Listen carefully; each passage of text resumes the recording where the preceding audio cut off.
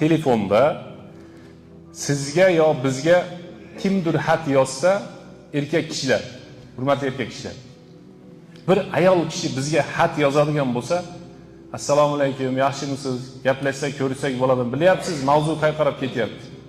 Men juda zo'r odamman ekan, men yaxshi odamman ekan deb birinchi gaplashganda yiqilib tushmaylik. Birinchi gaplashganda shu xotin kishining orqasidan qarab ketib qolmaylik ayol kishidan. Bir ayol kishi aytibdi, meni bolam eri borlar bilan gaplashadi deyapti.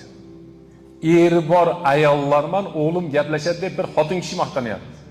Zino, mana hozir Isro surasida ham "Vala taqrabuz zina innahu kana fahisha." Mana 4-oyat, 4-rakatda o'qidi, adashmasam qari aka. Zino 3-rakatda. İşte 3-rakatda. "Vala taqrabuz zina." Zinoga yaqinlashmanglar. Innahu kana fahishatan. Fahisha degani qabih degani, yomon, iflos ish deyapti Alloh taolo. Qilinglar demayapti. Yaqinlashmanglar deyapti.